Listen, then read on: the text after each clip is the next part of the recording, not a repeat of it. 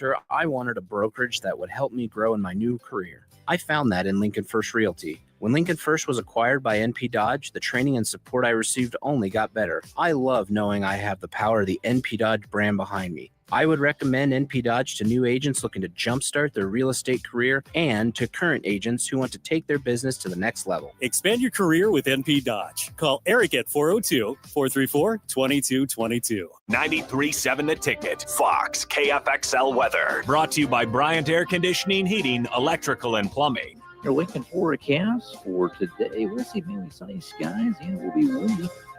It's high around 68. Tonight, mainly clear skies, a continued breeze, low around 46. Tomorrow, we'll see plentiful sunshine, a continued breeze, shooting high near 61. I'm meteorologist Kyle Fletcher from 93.7 The Ticket and theticketfm.com. Tune in every Sunday from 3 to 5 p.m. for The Law of Lift with Dr. Lawrence Chatters. Sit back and enjoy listening to Dr. Chatters discuss real stories involving struggle, inspiration, and real-life experiences with special guests and insights. Remember, the higher the pressure, the greater the lift. The Law of Lift with Dr. Lawrence Chatters. Every Sunday from 3 to 5 p.m. right here on 93.7 The Ticket and theticketfm.com. Hi, Sean Callahan here, and I've got some great news for you. Copple Chevrolet GMC is proud to be the #1 fastest growing GMC dealer in the Omaha and Lincoln metros. Copple is also celebrating its 50th anniversary. We want to say thank you to all of our customers that have helped us reach these milestones. So come see why so many customers, including myself, are choosing Copple Chevrolet GMC for their automotive needs. Please check us out at copplecars.com. Bagels and Joe is the best place to start off your mornings, and you can order your breakfast ahead of time on their app. You can't go wrong with one of their great bagel sandwiches or breakfast burritos. Stop by any of their 4 locations in Lincoln and their location in Seward. Bagels and Joe. If one of the things running through your mind as a business owner is the recurring worry of possible cyber attacks, you can let out a sigh of relief. Hamilton Business Technologies has you covered. As the official business IT partner of the Huskers, we offer real-time threat monitoring, advanced security protocols, and more to keep your data safe from harm. We care about the success of Nebraska businesses and communities like yours. Learn how we can help you at hamiltonisbusiness.com. It's game on at Elway Power Sports of Lincoln, Nebraska's premier power sports dealership. Get geared up for savings like you've never seen before during Elway Days. Their biggest sale of the year runs October 14th through the 18th when every red tag machine is priced at invoice plus $300. That's it. No freight, no setup, no extra fees. Don't miss out on these epic savings. Elway Power Sports of Lincoln has you covered all under one roof with a large selection of side-by-sides, ATVs, motorcycles, and personal watercraft at their 27th and I-80 location. Get rid of pesky critters once and for all with Bats to Rats. Their expert team is here to help you reclaim your home. No more sleepless nights caused by crawling critters or flapping wings. Bats to Rats ensures a safe environment for every family member. Check the website at batstorats.com for amazing offers. And if you mention this ad, you'll receive $10 off your initial inspection cost. Call Bats to Rats today at 402-781-8691. That's 402-781-8691. Bats to Rats. When your home fills up with family, Allo Fiber makes sure that space is a happy place for everyone. Allo Fiber experts install it all, and full service means step-by-step support, guiding you through everything so you can stay connected to what matters, and the family can always feel at home. Put the game on, and don't worry about your Wi-Fi calling a timeout. Better TV and internet service is one connection away. Call Allo at 866-481-2556 or visit allofiber.com. For remote starters, audio upgrades, and more, there's only one place to go. Auto Sounds of Lincoln at 48th and O. Welcome to The Drive with Aaron Davis and Nick Sainert. Former football national champion, speaker, and author Aaron Davis. Pain is a teacher if you use it. And the lessons in the carnage of pain sometimes are elusive. They hide, they're stealth. The work is finding the lessons through the pain. There's always a message in the mess. Depends on if we want to get dirty and look for it. Nick Sainert. Driving left side is Boyer, picks up his dribble, looking for some help, decides to go up strong with it, and the layup will rattle home. Jack Riley picks the pocket of B.J. Bradford up the floor to Jack Hostrider. Watch out! Mafisi in the lane, kicks it out. 3-ball, Townsley, right wing, it's good! Sponsored by Doors Plus on 93.7 The Ticket and theticketfm.com.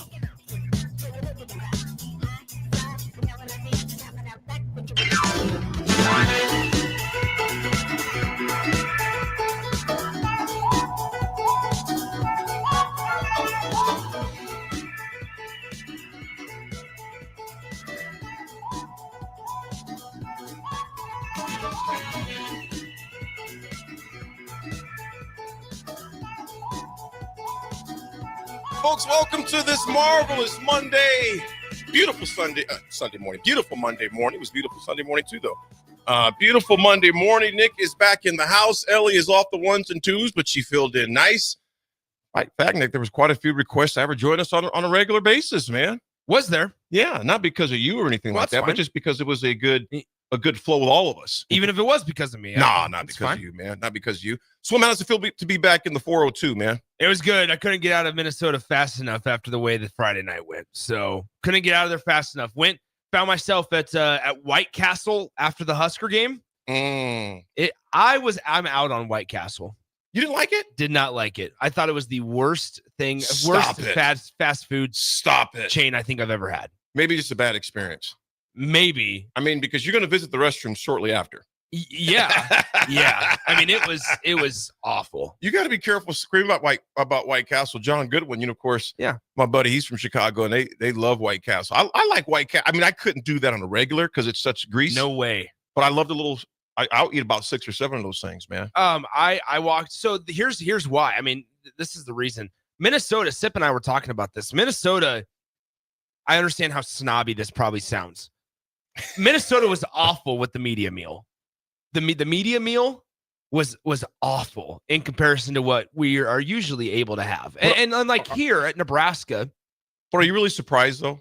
Not really, because if they treat other media like that, you didn't think you were coming into like a nice. But you expected better. Well, it's even Minnesota media eats from the same meals as we do. So even like their home team media meals are the same. So we get there or whatever, and they handed out. They gave us the meals beforehand. Mm-hmm. But you could only go once through the line, so you had to if you wanted to like. Oh, so they had rations. Yeah. And so like it's fine, but like hey, didn't I see you once already? Yeah, well it's a voucher. They have your seats because they're all assigned seats. Obviously, They have vouchers where it's like good for one pass through the media meal line, and so you take that voucher, you have to hand it to them at the start of the line. Wow! And so if you come back and you don't have a voucher, you don't get meals, you don't get food. And so, like, I handed it to them. Well, like, they had a couple of different options. Like, it was like chips and hot dogs, and I think there was like something else. And I was like, all right, I'll have a hot dog, I guess, and some chips. But it's like, how do you just want me to grab 3 hot dogs? Like, what's the thought here? Well, so normally, like Hut, Nebraska will put popcorn out throughout the game. Okay. So if throughout the snacks, yeah, because here's the deal: like we're getting there 2.5 hours before kickoff. Yeah, you were there at 5 o'clock? I was there at 5. Mm-hmm. So got there at 5. We didn't leave until 12:45 or 12:30. By the time we got done with everything, so that's a big span. The game got done at like 11. So anyway, I was like, well, I'm gonna go somewhere. Well, I went first to just a McDonald's. There were I kid you not, I counted 31 cars in line. Oh, because it was a one where it wrapped around the building twice. Yeah, and I thought I'm not sitting in here, so I went somewhere a little closer to my hotel. The closest thing was White Castle. I got 2 sliders, and the buns were hard as rocks. So I ended up eating just the meat with a fork. See, that's a bad experience. It was a tough experience. Usually the buns are, but you know what, Nick? Every White Castle is most restaurants are owned by a different franchisee. Yeah. Oh yeah, absolutely. So you never know what the service is supposed to be great at all of them, but sometimes that's not always the case. Yeah. You had a bad experience. Austin says this: I don't think Nick deserves a microphone today after saying on Wednesday that we'd hang 40 points on Minnesota. Well, I think that's the case. I don't think any of us would have a microphone. Mm-mm. And I think that as far as that goes, there's a lot of people that are wondering what the heck happened, which for the most part, you guys, and Nick, I sent you the schedule this morning. Mm-hmm. And so kind of the rundown before we get back in, because I want to hear more about Nick's situation up there.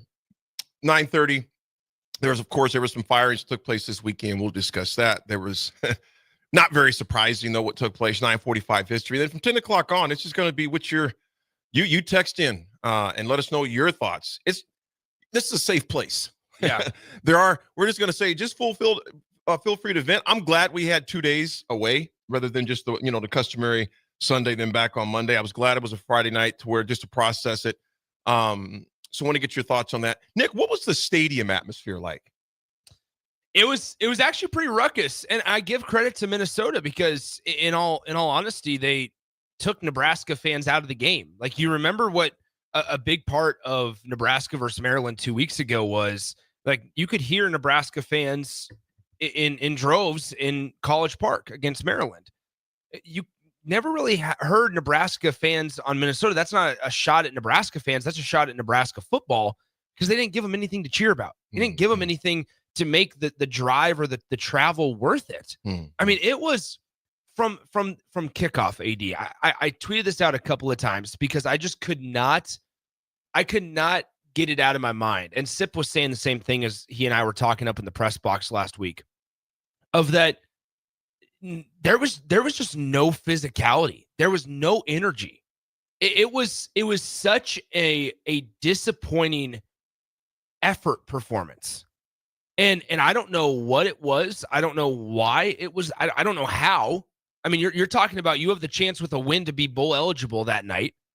There's no reason. We always talk about being able to get up for an 11 a.m. game against a Georgia Southern or against an Akron or a Houston Christian.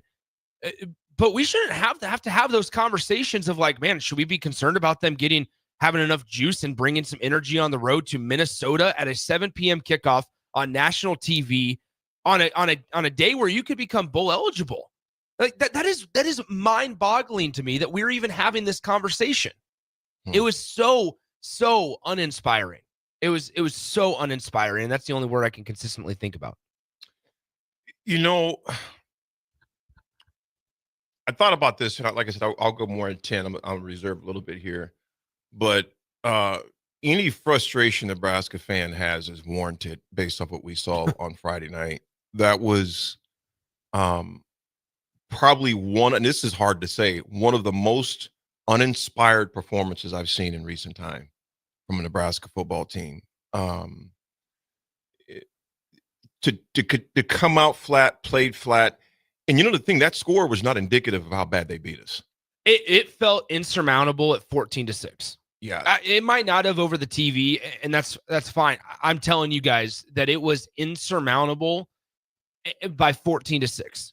Nebraska was, there's so many little intricacies, and today's conversation with Matt Rule is going to be very, very interesting. There is a lot to unpack. There is very little good that came out on Saturday night. And AD, I mean, when we talked to Rule and Raiola and Emmett Johnson post-game, I mean, they walked in and it was uncomfortable. And it's crazy how quick a feeling around a coach and a staff can change just from one performance. That's the biggest thing. From a big picture standpoint, AD, think about how quick the narrative around Matt Rule specifically has shifted 5 days. From Thursday to today. Well, from Monday to Friday night at about 11. Yeah. You know, Nick, yeah, we definitely got a lot to unpack. And like I said, I can only imagine you were texting us just saying, man, this is different. And it is. And it should be. And I think that what's going on over there right now, this is, to me, it's very similar to the feeling after the beatdown against Indiana. You know, there's similarities to where a team that just seemed like they just didn't show up. There was a lack of effort. They were flat. And Nick, the thing that was so disappointing to me was to have someone repeatedly punch you in the mouth and not do anything about it. There were times they rushed 2 guys and still got home. 2. Yeah. There were times they rushed 3, still got home. They had 9 sacks. We scored 6 points. I think a lot of it was with the sacks. Coaching is to blame, sure, right? Like Nebraska gave up 9. It was a program record for Minnesota. I mean, and they had none against Purdue. They had 0 against Purdue. I once again, I lean a lot in a lot of things that happened on Friday. I lean a lot on the side of it was effort. Like it was the physicality that Minnesota was able to. I don't know the correct football term, but essentially, like, engage with an offensive lineman, just the brute force. Like, you could tell that, like, Nebraska was on their heels. There was no like belief in that, hey, I'm stronger than this guy. Mm-hmm. And yeah, sure, part of it, and when it comes to technique and things like that, it's coaching. It absolutely is. But also, Nebraska, from a talent standpoint, I still stand with Nebraska was the more talented team last Friday. Oh, without a doubt. But Minnesota executed light years better than Nebraska ever would have imagined them to. Nick, I'm gonna tell you something I heard from Little League football to growing up to Coach Brown would always tell us: blocking is want to. It's a mentality. Yeah. And Minnesota simply wanted the game more. That's the bottom line. We can, technique, everything else. They simply wanted it more. And Nick, we saw it a number of times in college football over the weekend. They simply wanted it more than Nebraska. And it showed. In fact, Nick, the more that Minnesota hit us in the mouth, they became carnivores because they seen blood and they continued to strike over. They did the thing to us that we should have done to teams we've lost to in the past. Mm-hmm. They had you down by the neck and they continued to swing and punch you into oblivion because you weren't responding. And that was the part that was, I can take blown plays. I can take, Nick, even if you lose. But if you show effort, it's like, hey, you know what? They just had our number that day. But when you repeatedly let somebody bludgeon you in the face over and over and over again, and if they didn't have the ability, that'd be one thing. But we've seen them against tougher opponents show more. We saw them show more fight against Michigan. Well, so I don't understand because this is a mental thing right now for Nebraska. Yeah. This is not about them not having the physicality. It's just want to. Why they did, Nick, I don't have the answer. Now we can go into the conversation and go down the rabbit hole, which we'll go down of distractions, etc. At the end of the day, that's all out the window. You repeatedly got punched in the mouth and took it, and you allowed them to see blood, and like that is where I struggle so much with like this. I don't know if Nebraska mentally is fragile. And this is where we're going to get so much more from Matt Rule than we got post game. Like there were people in my Twitter replies and stuff on Saturday because I had posted a picture of Rule at the podium, or I can't remember if it was Rule at the podium or before Rule got there, and just said something like, all right, this is going to get it. This is going to be interesting. Like how do we hear, like, what is the reasoning behind this? Like, what does Matt say about this stuff?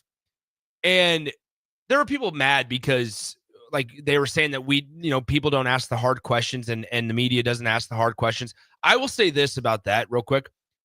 Saturday and every Friday and every post game, you're not going to get these philosophical answers from Matt Rule or from Dylan or from Emmett or from Sierra Wright in this case. From any coach. But you're not going to get that after a game because they know better than to say anything that has significant substance without watching the game back again. Mm-hmm. They're not going to say anything. So it has to be I don't want to say surface level on Friday or after a game, but more so like we can't ask him, hey, assess the offensive line and expect him to give us they didn't do this correctly. They didn't do that. We can't expect that out of him because he can't watch that in the moment. He's got to watch it on a Saturday or a Sunday. And then Monday, today is the big day. Today's the day where we get asked questions and we should get very substantial answers about the offensive line, about Dana's decision on the first possession of the game to throw it 3 times in a row. Not even touch the ball. Here's the worst part. And I heard Sip's colleague, Sean Callahan, talking about this up in the press box while they were doing their show after the game, is Nebraska on first down when they ran the ball. It was some absurd. They were rushing it on first down for over 5.5 yards per carry. So Nebraska was ahead of schedule. So 2nd and 4 was the average when they ran it on first down. Not once did they run it in sequence, in back-to-back plays. I mean, it is mind-boggling. This is the stuff that we dealt with before Dana was here. Mm-hmm. And so as much as we talk about the offensive line, Nebraska once did not try to establish a run game. We heard all week about how Emmett Johnson was coming off of a career performance against Maryland and did not give him the rock on the first possession of the game. I don't care. Like, this is part of that mentality, AD, that you guys played with to where Minnesota could know, hey, we're giving it to Emmett Johnson 2 out of the first 3 plays, and they could run certain run blitzes or fits or whatever it is and know it's coming. But you guys have the mentality of try to stop us. You're not going to be able to. And Nebraska's not even close. And we found that out on Friday. That came with playing with an edge and playing with a chip on your shoulder. And it was 1-2 football, or you are not allowed to be out there. And you would be replaced every day. You played with an edge because you knew the next guy behind you was sniffing and wanted just as bad as you did. So we're definitely going to dive more in that. We'll get between the numbers and look deeper into that. And Nick, like you mentioned, I think you're spot on. It is going to be a very interesting presser today. I think it's uncomfortable. Like, yeah, it's we saw what we saw. I cannot stress this enough. Is that, and maybe it's because, I mean, and Sip might have a different answer than I do, because I mean, Sip's been to so many more than I have, and so on and so forth. But I mean, like that had the feeling. So the way it happened, I mean, like, so they brought, Matt walks in, or Rule walks in, excuse me, and then it's like Troy Dannon was in the room, and Matt Rule's wife Julie was in the room, and the chief of staff, Dr. Susan Ellis, is in the press conference room. And it's just a very, very after a game like that, it was very, very uneasy in that press conference room. And obviously they didn't feel like talking a whole lot to us. And I asked Dylan a couple of questions. Like, so Dylan said something post game about how, hey, we're in the same spot. Let me see if I can find it here. And it was, we talk about not uninspiring. That's not what I want to say about Dylan. But the whole team looked uninspired. This is where, so Dylan brought this up naturally. Here's what he had to say about being in the same spot as last year.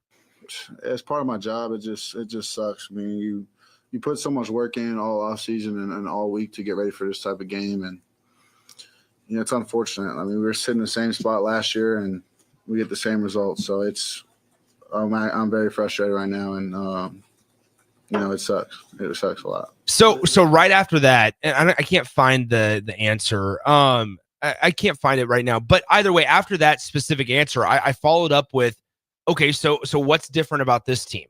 Like, why, if you brought up naturally and organically the fact that you guys were in the same spot last year as this year, what's different? Why should Husker fans feel like, okay, you guys aren't going to go and lose 5 or 4 in a row and then get, to 6-5 or whatever, and not get bowl eligible until middle of November?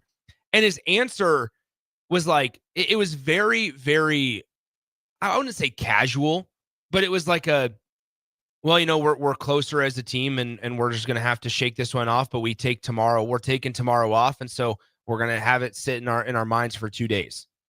And like, that was the answer. And I was thinking, like, I get it. Once again, halfway of like, okay, we're not going to get a whole lot out of them because they just played a game and Dylan was visibly sore. But then second off is like, that's your chance as a leader to also reinvigorate like why Husker fans should just say, hey, you know what we saw is one thing, but don't worry, Nebraska, because we got next weekend. And it felt very deflating. It felt very, very deflating. Yeah, Nick, it's gonna, like I said, I'm curious to see their response. I mean, you throw the stats out the window, all the conversations about we're gonna do this, we're gonna do that. I think I'm only gonna speak for myself. I want to see what type of response you're gonna have, because that game, like I said, that was in my 51 years. You know what, Nick? I go back to, I don't know if you were born yet. You might have been. You've been a little guy. When the Oklahoma State text line, let me know what game that was, when Oklahoma State came in here and beat us and folks were leaving at halftime. Let me know what year. I think that was, forget what year that was. I'm sorry, what year? Oklahoma. I'm trying to forget what year that was. Text line, let me know when Oklahoma State came in here and beat us like we stole something. There was no effort. It was. I mean, there were folks literally leaving, Nick. I mean, in droves. I think text line. Let me know what year that was. I think this one might be Dylan's, 2007. Yes. Thank you. This one might be Dylan's response to my question of like, why is this year's team different? If you're in the same spot as you were last year, why did you struggle to get over the hump? I think this might be his answer to it. We're a lot closer. The guys know how we're going to respond, and we're excited. We're excited to get back to practice, and this one stings, and we get tomorrow off, so it's going to sit on us for a little while before we get to practice and get this one out of our system. So that was his answer to my question of why are you guys different? Why is this year's team different than last year's team if you're in the same spot as last year? And it was very, once again, you're not going to get a whole lot out of him. Right after. But it was essentially like, this was a chance for him to basically speak to the team also through us and speak to the fan base through us. And I felt like it was a missed opportunity. And it was disappointing because once again, it was quite the whole process from kickoff to end of game was very uninspiring. And I mean, Dylan would tell you that he came in and was visibly pissed off on Friday. Well, I tell you what, we're going to talk more about that at 10 o'clock. Keep your text messages coming in. We'll try to get to a lot of those as well. Feel free to vent. This is a vent session today. Not a lot on the docket. I mean, there's a lot on the docket, but as far as structure, just want to kind of get your input. Of course, me and Nick will dive into some numbers. Nick being, like I said, having a bird's eye view, it perched above there in Minnesota. But yeah, I appreciate you guys that let me know it was 2007. Yeah, Peterson Steve was fired the next day. Nick, I had never seen anything like that, because put that performance you seen on Friday, imagine that at Memorial Stadium. And that's exactly what took place in 2007, with just the lack of effort, undisciplined, flat, and repeatedly let a team punch you in the mouth over and over is just beyond me. So we'll see. Like I said, Nebraska's thing about it, they have a chance to respond. And like Dylan said, they were in the same situation last year. We'll see if they matured or not by this week. And that's just the reality. That's the business we're in. That's the business they're in. Yeah. You have to prove yourself every week. And right now, we're going to see what they're made of. Folks, when we come back, we'll get into some coaches around the country that no longer have to worry about that because they were relieved of duties. We'll get into that when we come back, folks. It's The Drive, 93.7 Ticket. At Fairway Meat Market, your family. And as part of the family, they want to save you money on your meat and groceries. Now through October 26th, enjoy USDA Choice 8-ounce New York strip steaks for $6.98 each. USDA Choice Tri-Tip Roast, $8.99 per pound. And from Thursday through Saturday, enjoy a 3-day sale on all natural chicken breasts, $1.99 per pound.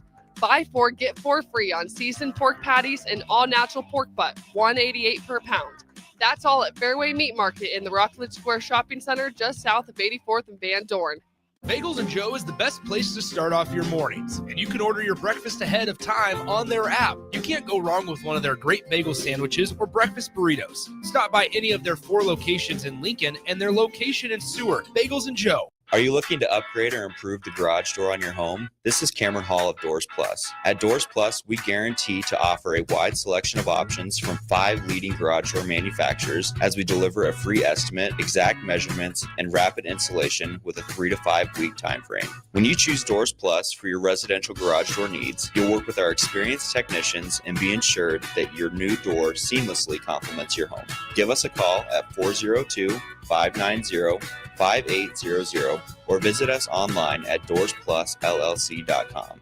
Doors Plus, garage doors, and more. Lincoln's go-to for fun isn't new. It's a place that's been a staple of the city for years and is only getting better. Matson's Bowling and Billiards always has open bowling available with no long lines, unlike other centers. They have live music almost every weekend and great food at EJ's Bar and Lounge, with seating for 150 people. They have popular meals like the EJ Burger, pizza for the whole family, and famous EJ's Wings. Contact Sarah to book a party for friends, coworkers, or family at Matson's Bowling and Billiards, just south of 48th and Holdridge.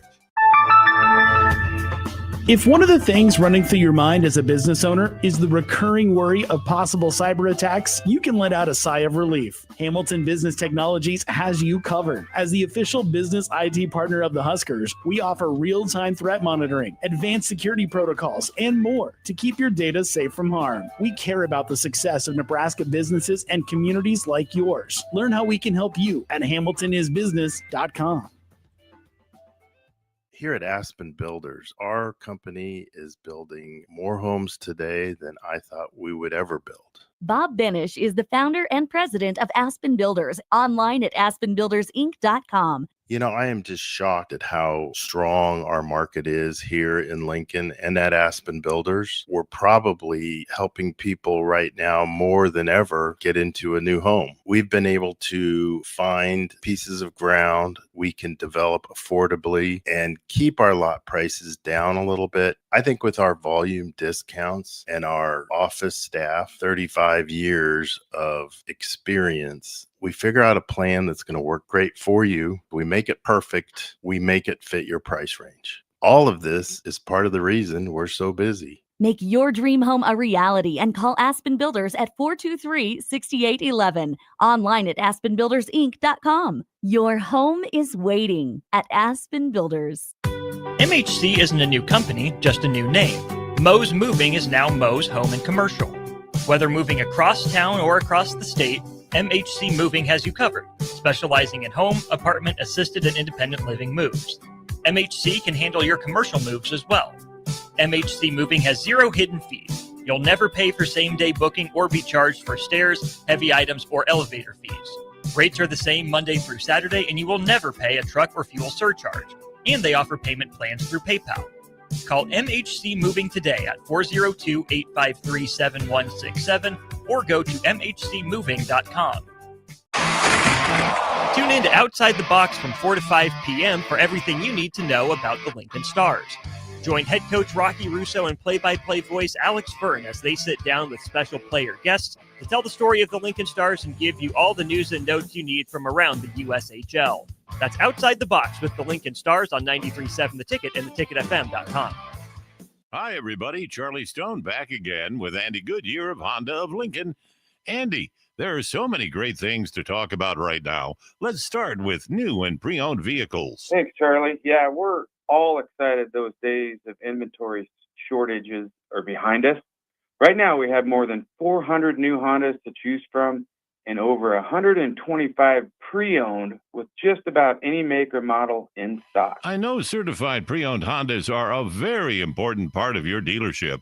Tell us about certified, Andy. We always have a great selection of certified pre-owned Hondas in stock in like new condition, and they also come with a 7-year, 100,000-mile warranty. How about service? You know, our amazing service department not only services Hondas, but we service just about any make, and we are one of the largest tire dealers in the state. Look us up the next time you need tires on your car. Experience the best at the Honda of Lincoln way of doing business, 27th and Yankee Hill Road, or online at hondaoflincoln.com.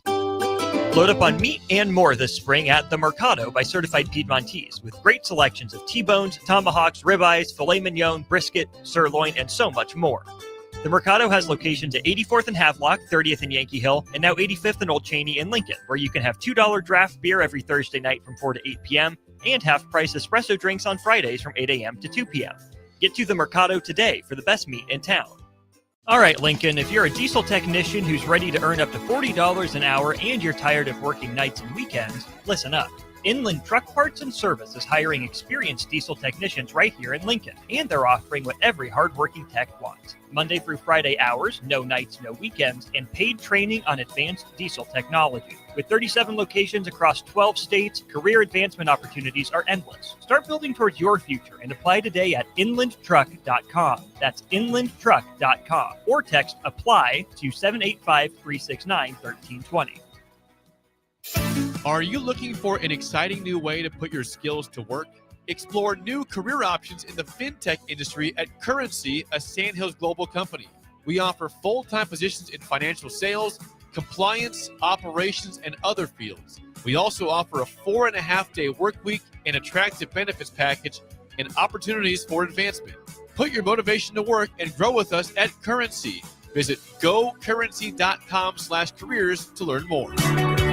Now back to The Drive with Aaron Davis and Nick Sainert, sponsored by Doors Plus on 93.7 The Ticket and theticketfm.com.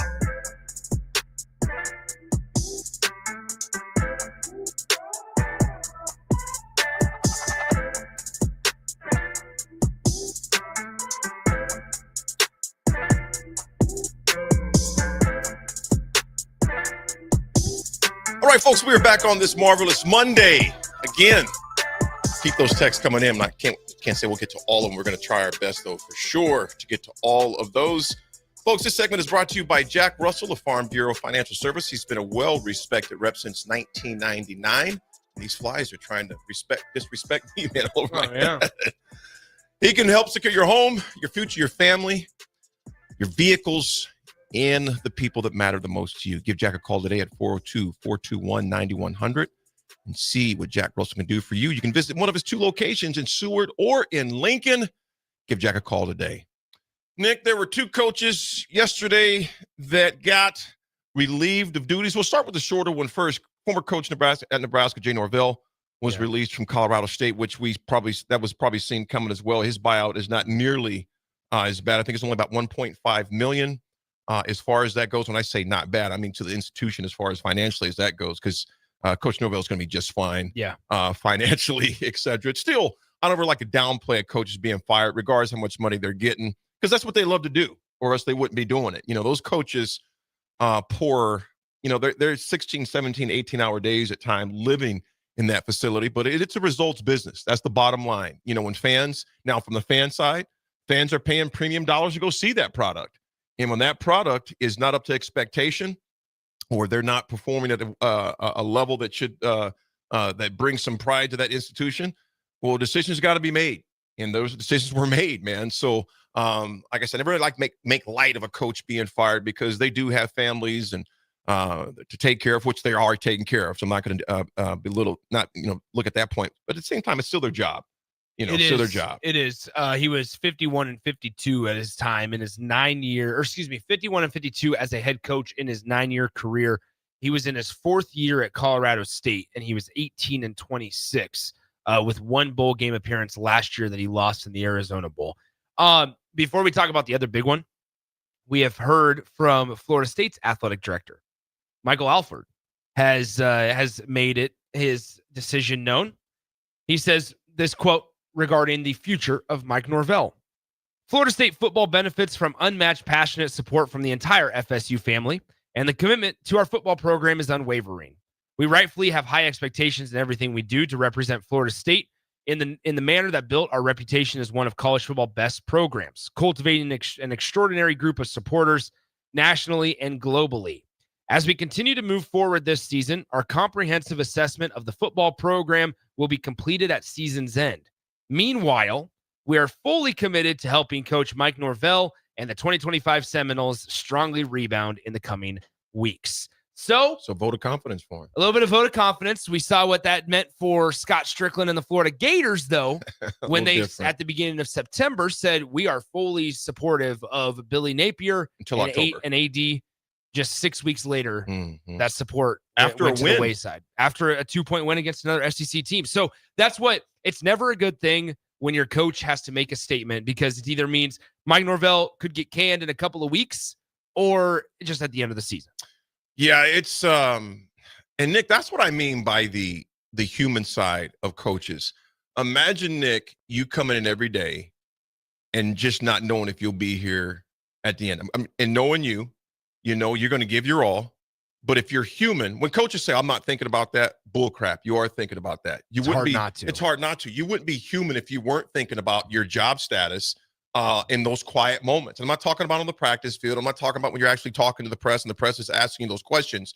But you would not be human if there weren't some parts of your mind when you're going to bed at night and things are quiet, or you're getting up in the morning, those things are on your mind. And the only thing that you can control is the controllables. Coaching the best you can, ringing the rag, meaning you ring out every bit of effort and potential of the guys that are currently on your roster. You rally around your coaching staff. One thing you don't do, I know these coaches aren't doing that, knowing their pedigree. They're not walking around the athletic building with their head down and shoulders down. It's like, no, fellas, hey, it's go time. That's one thing that I'm sure, I would hope that's going on at One Memorial Stadium Drive right now as well. There's no times for head down. What happened Friday, happened Friday. So don't lose twice, because of one bad performance. So these coaches, like I said, Napier, he's gone obviously right now. Gonzalez took over for him, longtime receivers coach. Billy Gonzalez will be the interim at Florida, which we'll get into. But these coaches, Norvell down in Tallahassee, I assure you those guys are walking around getting those players refocused and dialed in to finish the season out strong. Or like you mentioned, we don't know what that timetable is. When an AD comes out and says that, you almost take that with a grain of salt, because history has shown that's not always ring true. A lot of texts, to bring this back to Nebraska, a lot of texts, obviously, understandably so, about Donovan Raiola, right? And I think this is the big elephant in the room. Is that it's what's the future of Donovan Raiola here? I think through a lot of conversations that I had over the weekend, does something need to change? Yeah, something needs to change. That's not me saying someone needs to get fired. There's two differences to that point. I think, though, that Nebraska fans that are calling for Donovan to get fired mid-season, that is a risky slope. What are you going to do? So here, let's just work out this hypothetical scenario. Nebraska fires Donovan Raiola today. Matt Rule comes out and announces that Donovan Raiola who's going to lead the offensive line? Donovan's assistant offensive line coach that's been teaching a lot of the same stuff? Like that, just because you get rid of one of the guys doesn't mean that the ideas that were instilled all of summer and all of fall camp just are forgotten about. Sure, like little details can be changed, but Nebraska's offensive line is more than a little details away from being competent right now. Like, changing one little detail isn't going to just immediately get them from giving up 9 sacks to 0 sacks in a game. It might make them from 9 to 6, but okay, it's like, well, the lesser of 2. Like, okay, here we go. So, like, making these changes in the middle of the year are not good. Also, when it's all said and done with the offensive line, this is why I go back to at some point the players got to step up, because Nebraska's tried every single combination imaginable on their own and because of injuries. Like, it hasn't been because Donovan and Matt Rule are sitting here going, well, all right, for 5 straight games, Gunnar Gatula struggled at left tackle. Let's just continue keeping him at left tackle. It hasn't been because of insanity. They've switched it. They've gone through every combination imaginable, really, while still respecting the strengths of their players. And at some point, the dudes just need to go play. They need to go do their job. Like that at some point, like, this is a veteran offensive line, and it looks like guys that were just in high school a year ago from a 1-2 standpoint. It's like they don't know what to expect when they go out there. It's 2 of your highest paid players on this entire team are on that offensive line. So it's just I think it goes a lot deeper than just the coaching. Sure, we're so quick to say, oh, this guy needs to go at this position group. Sure, but like think about that in terms of how much is that going to change things in the short term rather than at the end of the season. Yeah. We're going to get a lot more than that, Nick. You're exactly right on that. In that it's you got to put some onus on these players too. I mean, at the end of the day, and I see where we all tend to go to at times. When you get rid of this coach, get rid of that coach. At the end of the day, a coach could be coaching you up like crazy, but if you don't perform, if you're not performing, however, then it comes back on the coach, Swim, to make the changes, of find somebody that does want to show some effort. Yeah. You know, work, like, and I said it before, I'm not doubting the guys are working hard, but working hard doesn't mean effort. You know, you can show up every day and go through the reps all you want, but what type of effort are you putting into those reps? You know, and the effort we saw Friday was unacceptable. It was flat out unacceptable. This is one thing I will say before I know we're up against the clock, but this is like one of the takes that I want to kind of just bring to the airwaves. And I get where people are coming from. Ohio Huskers, one of the many that have said this and have hinted at this. Last year, Nebraska brought in Dana to help with the offense. They also brought in Phil Snow to help with Tony White. Supposedly. Last year they brought in Dana to help with the offense. I would love for them to bring in somebody to help within the offensive line, just to help him, not to fire him. Somebody else on the text line says hire an offensive line consultant, hire somebody else, bring in Dominic Raiola to help coach the offensive line. Here is where then it goes on Matt Rule, in my opinion. Hire the right assistants. Get to a spot. There are countless programs that don't have to bring in consultants year after year and have them help their full-time coaches.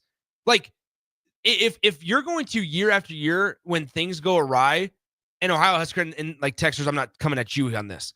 If you're going to just immediately go, all right, who can we bring in to help the full-time guy? Why?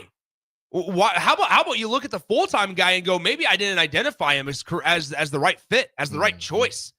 Like Nebraska, I think that if Nebraska were to consistently have to bring in consultants or guys to help out the full-time coaches, I'm going to call it what it is. That's an indication on Matt Rule on his inability to field an an assistant coach pool, a successful one. Like, coaches are also they're viewed at as on their records. Sure, 1,000%. But also, coaching trees are a massive problem, or a massive piece of it too. And if you can't identify good coaches to bring in on staff, that's indicative of a head coach too as well. And so we can't just keep on going. All right, consultant here. Oh, the offensive line sucks. Let's bring in a consultant. Oh, the offense sucks. Let's bring in somebody else. No, that's a mark on your head coach. But once again, I just think this is a much more bigger of a problem with the players instead of the coaching right now. I don't think this is a Donovan Raiola issue as much as people want to make it about it. Nick, like I said before, man, I mean, there is a reason why if you were buried on the depth chart like myself, or you were Abdul Muhammad, Corey Dixon. It was all out every day. The effort was all out every day because you were being graded meticulously over everything you did. And you know what? Coach Osborne and those guys, and any good coach, just throw the 90s completely out of it. You throw it right now into it. You look at, and Nick, I was watching the Notre Dame USC game, Saturday night. A stark contrast in effort compared to what I seen with Nebraska on Friday night. It was just, and I was just watching the linemen. Nick, it was just effort. It was just want to. And I tweeted that. This is just want to. It's easy. To me, the coaches, and some in particular, Raiola, that's easy. That's low-lying fruit. However, at the end of the day, those guys are going to have to make decisions to get a player in there who may not be as experienced, may not be as talented. Perfect example. Young man, and he is a young man, my age. Matt Verzal's funeral was on Saturday morning at 11. And the number of former guys there was so awesome to see. And Matt Hoskinson mentioned it perfectly, and so did Damon, and so did me, and some of the other guys were talking. Frazier were talking. He goes, you know what? Matt gave his all the time. You need some guys to give their all the time. Matt Verzal was 5'10", 5'11" at his best, but beat dudes up because it was want to. He played in front of guys that were, scholarship players at the time. And Verzal just wanted it more. Yeah. At the end of the day, you have to find your guys who want it more. This, I'm going to say, yes, we can say coaches. This comes down on players, man. It comes down on players. I mean, eventually you have to say, I'm tired of getting pushed 3 yards back. I'm tired of getting ran over. I'm tired of 2 freaking guys beating 5. It just comes down to want to. Either you want to or not. And if you don't want to, and your play is going to show it, I'm going to find a younger, inexperienced guy, maybe less talented, but he has a heart that pumps out fire. I'm going to give him a shot. I will take my chance with a guy who wants to play bad than a guy who plays bad all the time and has the talent, the stars, the checkbook, and everything else. I'm tired of seeing piss poor effort. Tired of that song. We've seen this for too long. It's unfortunate. It certainly is. I will tell you this, though. Nebraska has a home game this Saturday for the first time in a couple of weeks. And that means if you're planning a trip to Memorial Stadium for a Husker game, they can be fun for the whole family. But sometimes the children can't sit through. Maybe if they're watching Nebraska football, don't want to sit through the entire game. So what should you do? The Lincoln Children's Museum, they offer game day play dates while the parents enjoy the game inside the stadium. The kids can enjoy their own game day experience from our friends at the Lincoln Children's Museum. Drop-off is 90 minutes before the game. You can pick up your child up to 60 minutes after the game. And while you're cheering on the Huskers, the kids will enjoy fun activities that involve science, technology, arts, math, all centered around the theme of football and getting themselves active on a daily basis. It's affordable, convenient, and just steps away from Memorial Stadium. If you're interested, you must register your child or children prior to game day online at LincolnChildren'sMuseum.org. Once again, LincolnChildren'sMuseum.org. All the home games have sold out this year. Get it in quick. Get it in early. Get it in ahead of time. Today, tomorrow, Wednesday. Those are the days. Make sure you register ahead of time. Game day play dates with our friends at the Lincoln Children's Museum. Again, folks, before we go to break, we got to get on break here. Napier was fired at Florida. They owe him $51.8 million. Still, they will pay him $10.7 million, 29 days away from that. And 30 days, well, 29 now, and he will get $2.7 million every July 15th from 2026 to 2029. So they relieved him his duties, and longtime receivers coach Billy Gonzalez will take over for them. His record was 22-23 there at Florida during his time. And so they said, I was listening to last night, a guy, the worst record in 70 years overall at Florida. So Florida, they're also joined to the list of teams looking for a new coach along with Colorado State over this past weekend. Folks, when we come back, quick history segment, dive in a lot more in Husker football between the numbers. It's The Drive, 93.7 The Ticket.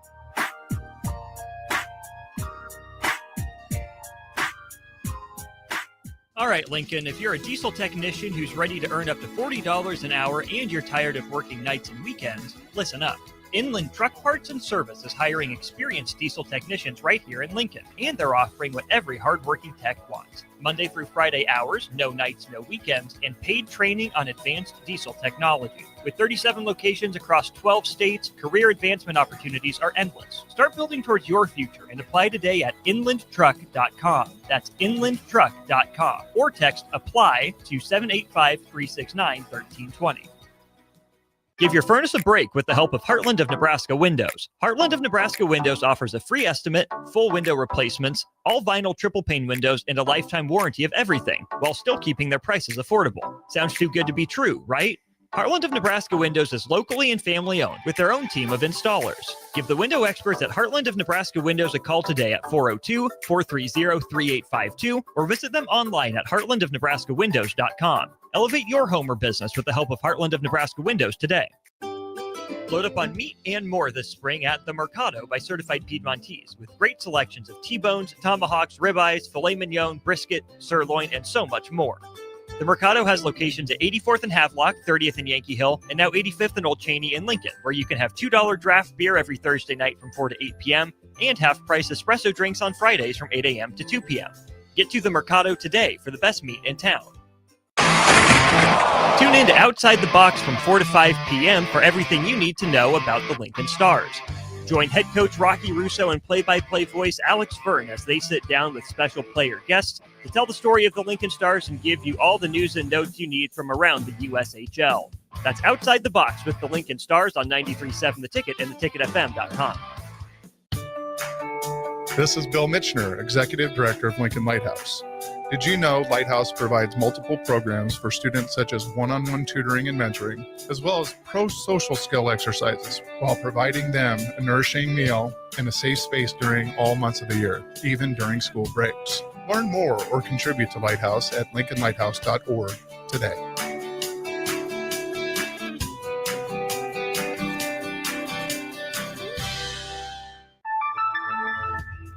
If one of the things running through your mind as a business owner is the recurring worry of possible cyber attacks, you can let out a sigh of relief. Hamilton Business Technologies has you covered. As the official business IT partner of the Huskers, we offer real-time threat monitoring, advanced security protocols, and more to keep your data safe from harm. We care about the success of Nebraska businesses and communities like yours. Learn how we can help you at hamiltonisbusiness.com. Nutrition Authority invites you to try Blitz 250. Blitz 250 is a fully loaded pre-workout for those who want the most out of their workouts. Blitz 250 is safe for sport and banned substance free. Blitz 250 can only be found at Nutrition Authority. For location info, check us out at mynutritionauthority.com. Mike, the insurance company wants us to replace the roof. Wait, what? I thought everything was fine. Yeah, it says right here our roof is too old and they won't be able to cover us anymore. I guess it is 15 years old. Hi, I'm Austin with Roofing Service Company. We help homeowners with their roofing and siding projects. Financing options are available, and we can get you under a new roof no time at all. If this sounds like you, visit roofingservicecompany.com. That is roofingservicecompany.com. When your home fills up with family, Allo Fiber makes sure that space is a happy place for everyone. Allo Fiber experts install it all. And full service means step-by-step support, guiding you through everything so you can stay connected to what matters. And the family can always feel at home. Put the game on, and don't worry about your Wi-Fi calling a timeout. Better TV and internet service is one connection away. Call Allo at 866-481-2556 or visit allofiber.com. Have you heard about Advanced Medical Imaging Surgery Center? Located at 7555 Pioneers Boulevard, Advanced Medical Imaging Surgery Center offers compassionate, patient-focused care and provides outpatient surgery services, making it possible to have non-emergency surgery and return home the same day. Advanced Medical Imaging Surgery Center specializes in cardiology, vascular radiology, orthopedics, pain management, and much, much more. Give them a call today at 402-261-1085 or online at amimaging.com. Rashawn Jackson here for Bauer Infrastructure, a veteran-owned local company proudly serving Lincoln, Lancaster County, and the surrounding areas. Bauer provides quality work at an affordable price, and they're growing rapidly. If you want to experience a career with a fast-paced, family-friendly environment, visit BauerInfrastructure.com. They have top-of-the-line benefits, year-round work, even through the winter. Bauer, usher in the new era of infrastructure to an area near you. And as always, go Big Red! It's the best time of the year to order a new John Deere self-propelled windrower from Landmark Implement during the early order program. Hay harvest is a race against time. Order a new John Deere self-propelled windrower to harvest your hay quickly and efficiently while promoting quick dry down for quality hay.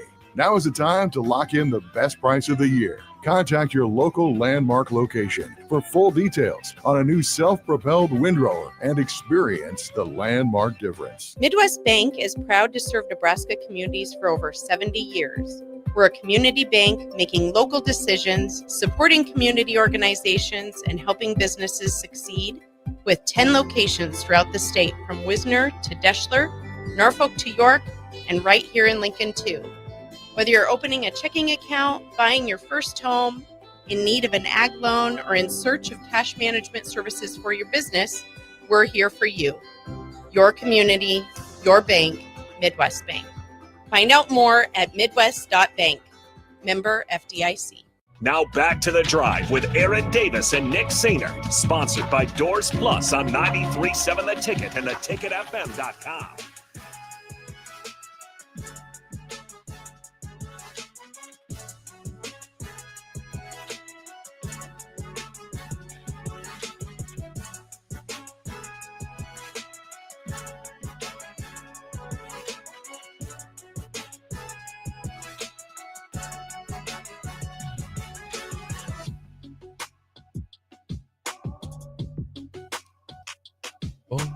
Folks, we are back.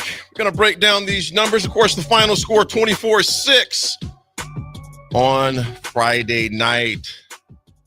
That was a bad one. Temperature was 63 degrees. Nick, It was you a were in beautiful a day. beautiful night for football. Had a nice little quarter zip on. Sip was making fun of it. Sip was wearing a quarter zip too, but spilled a little ketchup on it, so he had to take it off in perfect Sip fashion. Well, I walk up to Sip, AD. You'll like this story. So I walk up to Sip, and we're talking. It was me. It was Sip.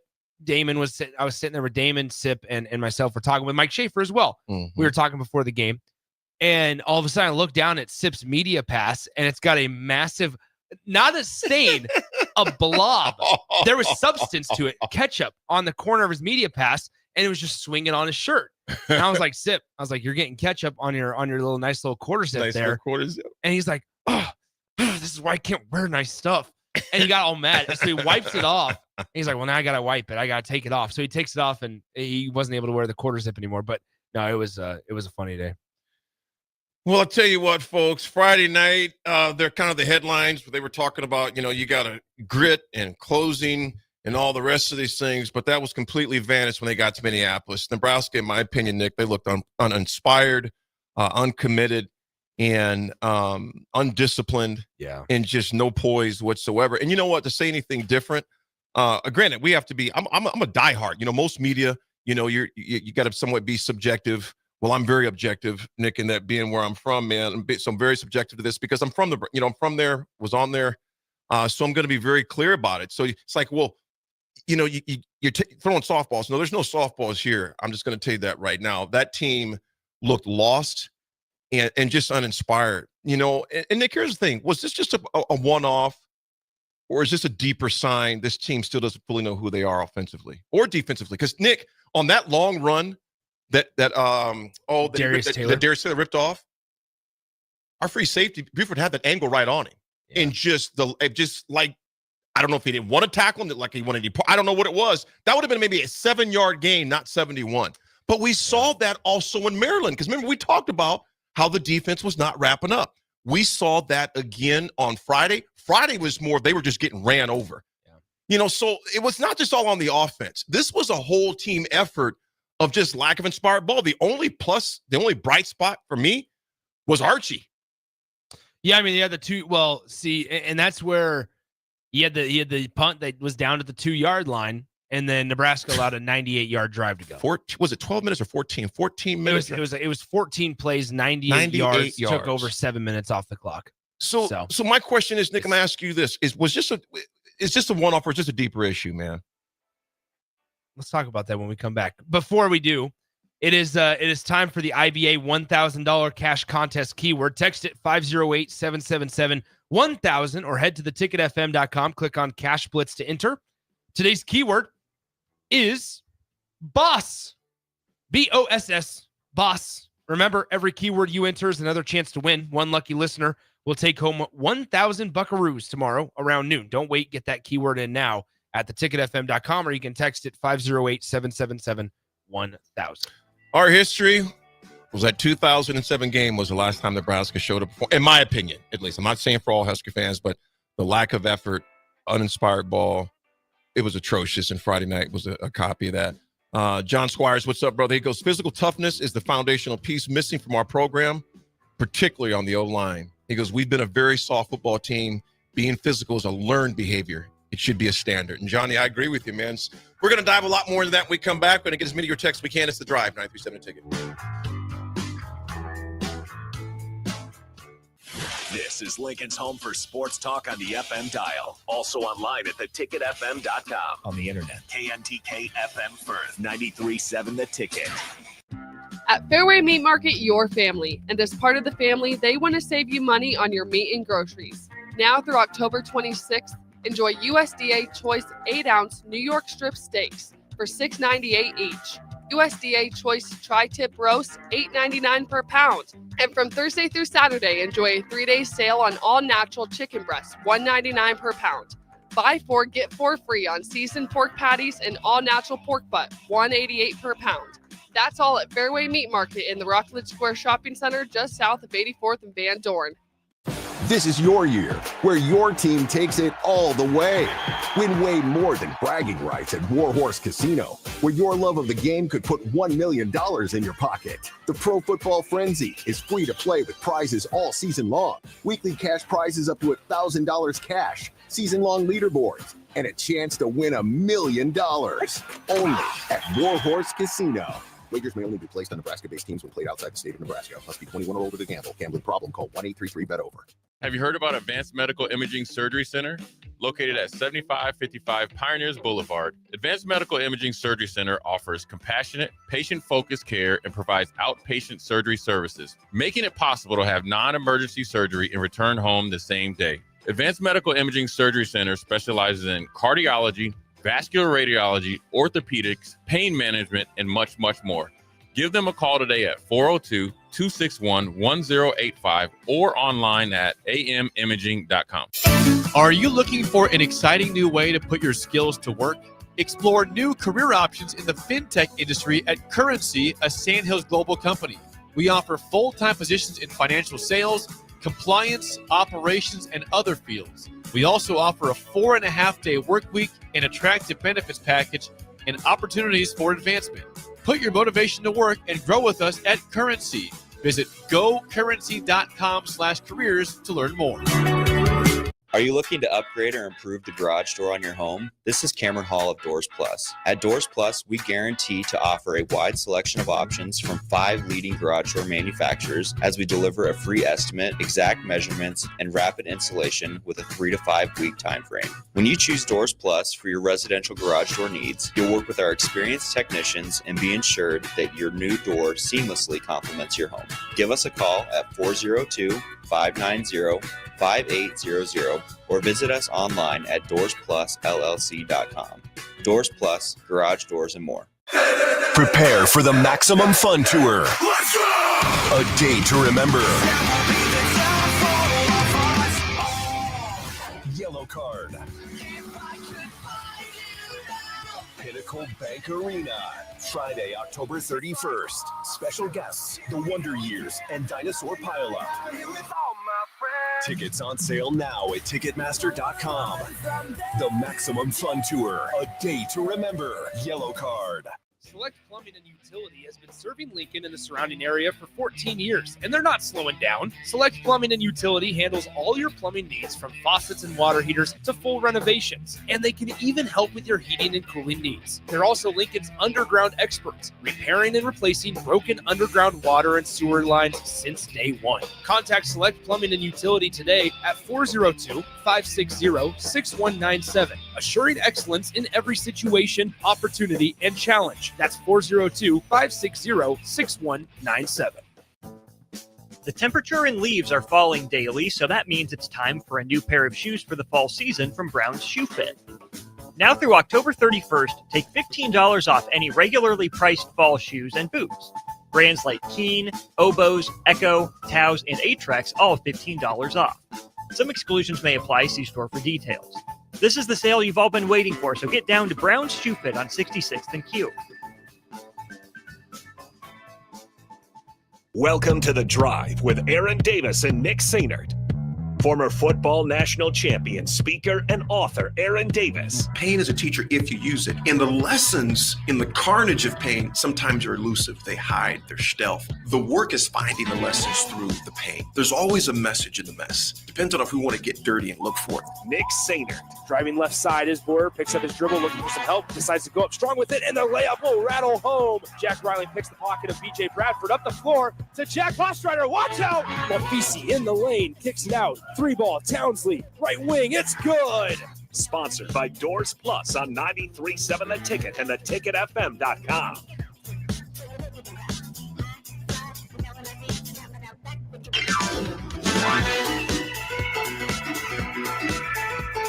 All right, folks, we are back on this magnificent Monday.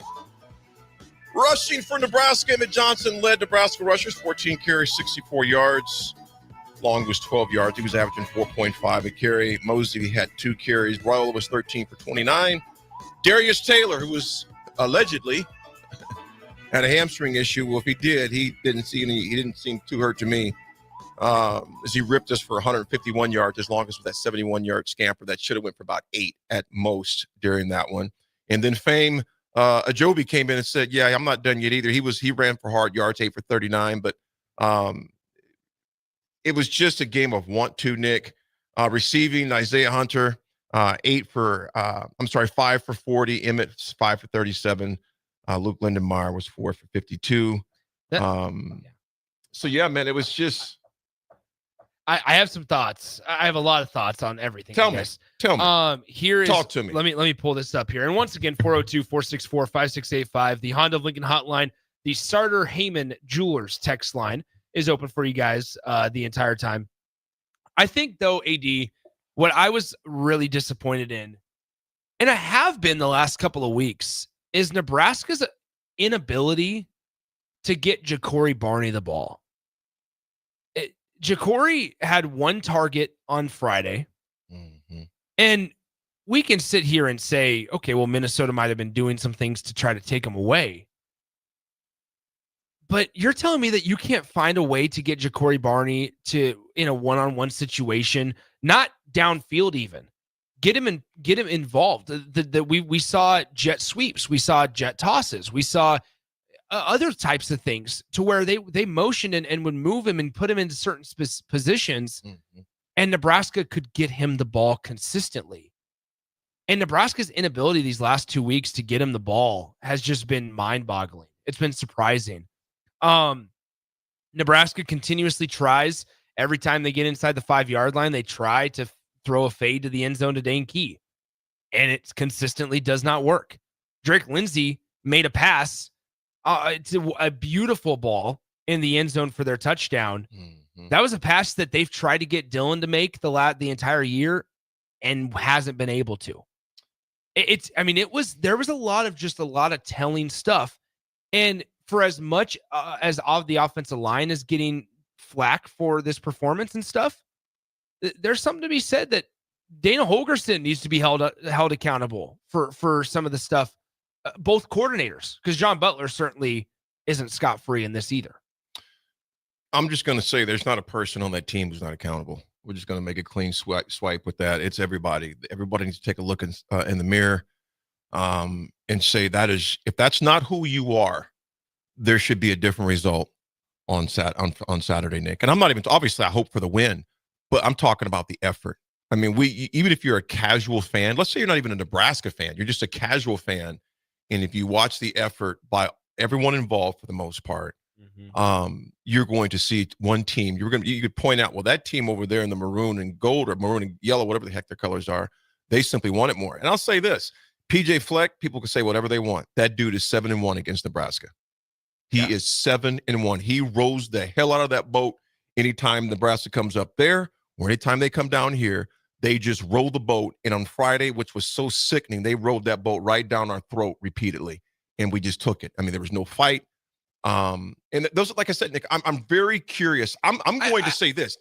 Because it's year 3, I'm even more curious to see how they're going to respond than last year. Because last year you can benefit out, okay, that you got a freshman quarterback, some new people. And this is 3 years. This is year 3. I'm curious to see how they're going to respond because it's going to say a lot. And I'm talking about from the effort standpoint because it was so uninspired and unacceptable. I mean, if you're on the video stream, you saw me like compress my head in frustration. It wasn't because of anything AD said. It was because looking at numbers. I'm looking at the numbers over here. Do you know Nebraska's average distance to go on third down on Friday?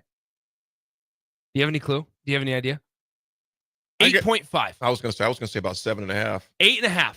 Average Nebraska was third and 8.5 yards to go on Friday. Minnesota's wasn't even that great. In all honesty, 5.5. Both teams on average were behind schedule, so to say.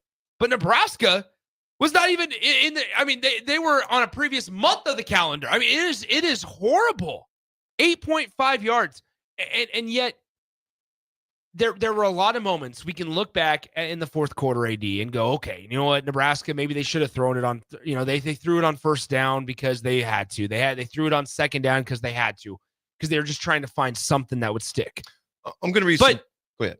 They would have to throw it on fourth down because it would stick. But guess what? You know when you don't have to throw it on first and second down is in the first and second quarter when it's a 7-6 ball game and you can establish a run. I'm done. This is where I was saying it all year long, and the staff, and this is where it's going to get really interesting if Matt Rule has asked this today about the running game, because the staff has been very, very aggressive, I will say, in making sure people think and believe that they want to and can run the ball. And Matt Rule said it last week regarding running the football. He was like, you know, a lot of people tell us that we're a bad running team, but Emma Johnson's 6th in the conference or whatever it is in running the football, you know, so on and so forth. Okay, but I'm done with that now because I'm done. Because look at the contrast on Friday. If you want to be a passing team, that's fine. Don't lie about it. Do what you want to do. That's okay. But in terms of the running the football component, you had one team that statistically this season was able to run the ball, and that was Nebraska. On the other side, you had a team that was 112th in the country in rushing, doesn't run the ball well. And what did they do? How did they win that game? They ran the ball. They established a ground game. Yeah. So don't tell me that you can run the ball, because if that's one of the things that you're just telling us that week that you do so well, why didn't you run it? Why? That makes no sense. It's insane. And so I'm done with the whole, oh man, you know, don't tell us that we can't run the ball well. Don't have this narrative out there that Nebraska can't run the ball, because we can. We're one of the most successful teams at doing it.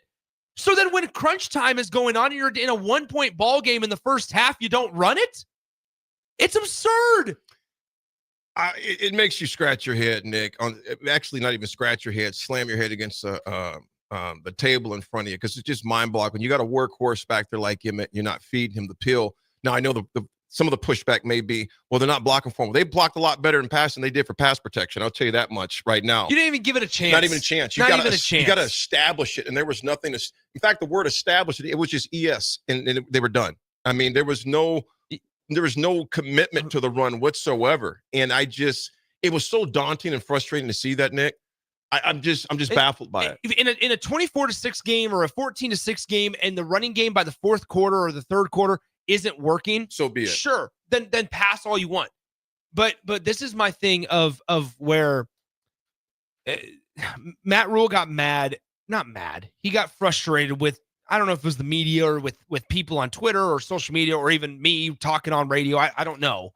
But he was pretty upfront about, hey, you know, make sure we start telling people Nebraska can run the ball. Nebraska wants to run the ball. And then we get out there in a game where it's going to be a claw fight, and you don't give it to one of the most consistent and stable players. Take the fact that he goes back to his hometown, and that might give him an extra edge. You don't put it in the hands of your most consistent performer this season. You got a guy that literally leads the Big Ten in rushing. Emmett Johnson leads the Big Ten at 713 yards, averaging 6 yards a carry, and not giving him the pill in ample amounts. It's just And mind-boggling. it wasn't like he sucked. He averaged 4.5 a carry. It's just mind-boggling. The 14 times you gave it to him, he averaged 4.5 a carry. And now go back to your stat on third down. Where were we at on third down? 8.5. Because on those, they weren't running the ball on a lot of those, Nick. Like- I mean, those things, it just baffles me. It's you get away from something that's good. Well, let's go try this. No, commit to it. This is, once again, it's just like, and I want to make sure, like I'm saying, if Nebraska runs it 25 times on Friday, do they win? Who knows? I think there was a lot more than just give one it a offense. chance. But like, I want to know from Matt Rule today of like, what was the thought process there? Because you can't point. It's not like Emmett Johnson ran it 14 times for 30 yards and averaged just over 2 yards per carry. And you're like, look, that wasn't going to get it done. So we felt like we needed to do something else. You can't say that. You can't. And if you do, then what are we looking at? We're looking at different box scores because it's 14 for 63 for 4.5 a carry. Mm-hmm. And on his long run of the day at 12 yards on one carry, 12 yards, they got a first down and then threw it the next 3 plays and had to punt. It's like Kupsker said here. They really saw 5 first-half sacks and said, yeah, that looks good. Let's keep throwing. They can't blitz every play. It makes you think that, Kupsker, at times, man. I'm going to read a few of these, Nick, and I got a few questions to pose to you. EJ said EJ's now the top rusher in the conference. Yes, he is. Big Ty, the offensive coordinator for Nebraska, told them to. He said he would if I were them. Guys, if we're at the bottom 2 worst, his unknown texter 4693. Guys, if we are one of the bottom 2 or 3 worst offensive lines of the Big Ten, expect to do well in November when trench play is even more important. Yeah, it's really mind-boggling with that. Nick, Rule admitted post-game, like you mentioned, he says the team was out of whack the entire game, which brings some serious questions from all of us, I would think. Nick, who is the leader on the field when things start to unravel? Who would you say that was? Because I didn't see anything. Well, it needs to be Dylan. It needs to be a collective of Dylan, Emmett, and somebody on the offensive line. And I would imagine that guy on the offensive line is potentially a Latovsky. This is a guy that represented you at Big Ten Media Days.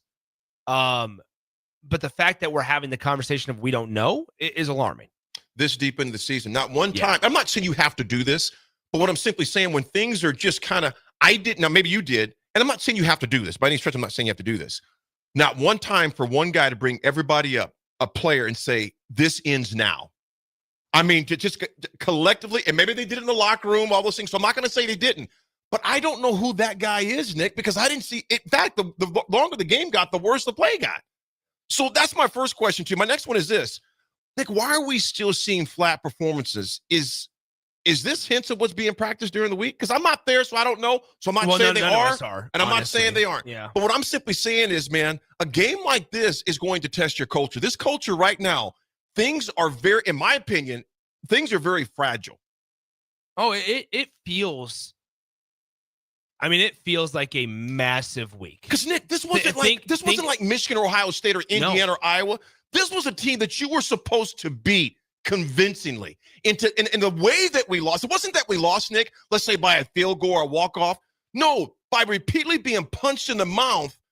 That game was, to me, it just, even if we lost by a field goal, hey, like, they fought, they got us. Yeah. No, man, there was no inspiration out there whatsoever. I'm trying to look up some of these comments that here we go. Here is Dana Holgorsen last week on his commitment to the run game. This is last Tuesday, his commitment to the run game. I think it starts with Maryland's athleticism off the edge. I wasn't going to look at what I'd looked at the previous 2 weeks. I mean, we had to do something different. Wished I would have had that mindset probably the previous couple of weeks, but when we just really challenged everybody involved. I thought our receivers blocked as good as they've blocked. That matters. The tight ends are getting better. Emmett ran hard. The young kids got in there and ran hard. And then obviously everything starts up front, and right from the get-go, you knew that our mentality was a little bit different when it comes to that. And it just makes it so much easier for me to be patient and stick with it when you're getting good positive yards. We only had a couple of TFLs. I think two is what we ended up having. 1 sack and 1 negative play on Heinrich's edge play that we snapped him the ball, and both his tight ends whiffed. I guess they were mad at him for something that happened in the tight end room. But it just makes me more comfortable, and you just stick with it and stay with it when it looks good. I mean, when you're moving the ball, and that stuff looks good, then we definitely want to stick with it. So I think we took a real jump in the right direction when it comes to that. Okay, so there's that. That was last Tuesday. That was after Maryland going into. I'm glad you clarified Minnesota. that in case any listeners are like, they just tuned in and be like, wait a minute, what is he talking about? That was last Tuesday, Dana Holgorsen talking about his commitment to the run game. And so let's take him for exactly, without drawing conclusions or anything like that, take him exactly for what he said right there regarding it's easier when Nebraska gets positive results to stick with it. I pulled up Emmett Johnson's rushing log from Friday night. First play, 3 yards. Second play, rush of 10. Next play, rush of 3, rush of 2, rush of 4, rush of 11, rush of 4, rush of 12, rush of 9. There is one in there where it is a rush of no gain on 1st and 10. This is what is alarming. And we can pick apart the defense too, and I'm sure we will in the next segment. Oh, they got their brunt for sure. The difference in what you say you want to be about, and what you are and what you do are two different things right now. And we just saw it on Friday against Minnesota. Because Nebraska's most consistent and most productive player this season has been Emmett Johnson. You know that at this point of the season, they are going to the defense, whoever it is, whether it's Minnesota, Northwestern this week. Sure, they might game plan to take him out of it. But as an offensive line unit and as an offense altogether, you have to find ways to get playmakers the ball. And Nebraska did not do that. No. And you went completely opposite of everything you said just 3.5 days before. Everything you said about it's easy to stick with it when there are positive plays. That was a quote, verbatim. We're looking at this in that first and second quarter. There's a lot of positive plays. Not a lot of opportunities. And this is still when the game was 7-6. Or even you had a 3-0 lead. So this is where there's a lot. So you ask about the fragility of this. It does not feel good right now. No.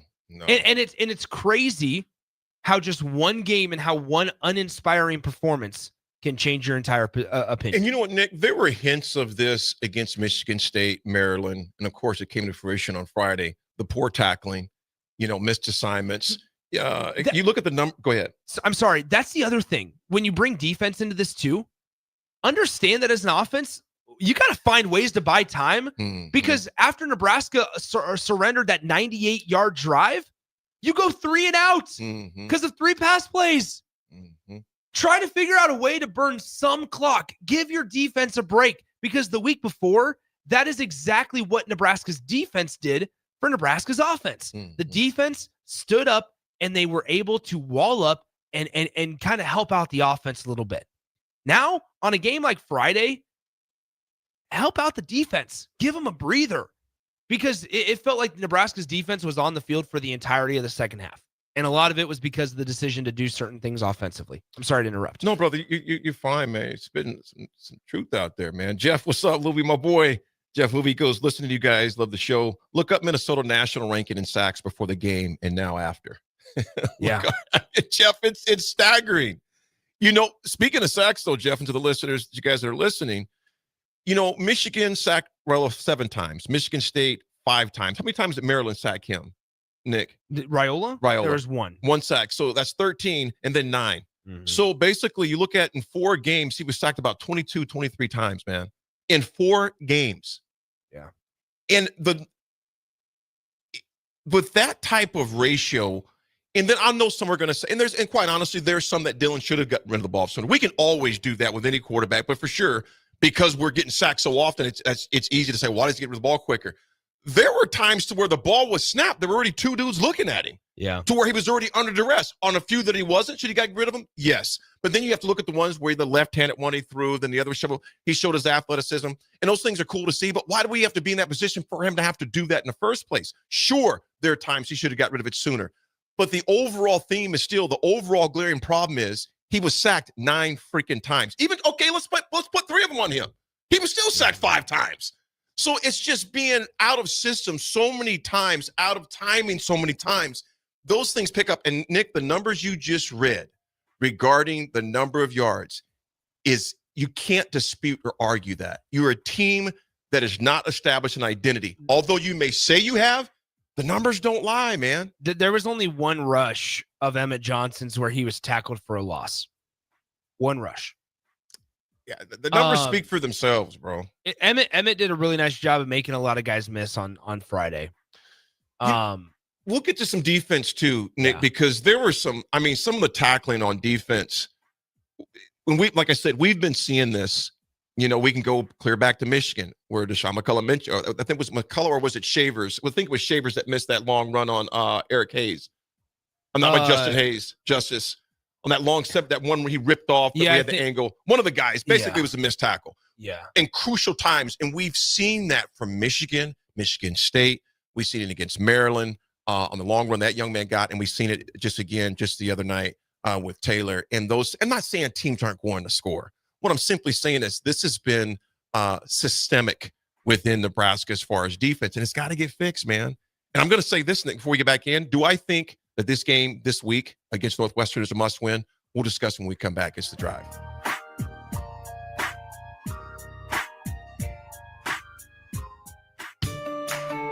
This is Bill Mitchner, Executive Director of Lincoln Lighthouse. Did you know Lighthouse provides multiple programs for students such as one-on-one tutoring and mentoring, as well as pro-social skill exercises, while providing them a nourishing meal and a safe space during all months of the year, even during school breaks? Learn more or contribute to Lighthouse at lincolnlighthouse.org today.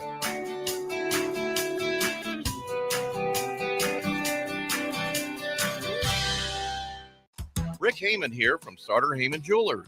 I want to personally thank our great customers for voting us once again the best of Lincoln. At the same time, we're celebrating our 120th year in business in the great state of Nebraska. You can count on Sauter Heyman for the very best quality, value, and customer service. When it comes to your jewelry needs, visit us at South Point, Grand Island, and the Outlet in downtown Lincoln. Visit us today at sauterheyman.com, and thank you for your continued trust after all these years.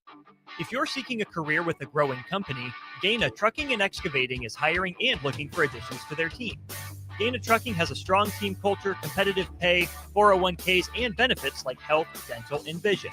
Drivers are guaranteed 40 hours per week, even in the winter months, and are home every night. Start your career today at Gaina Trucking and Excavating. Apply today at gainatrucking.com.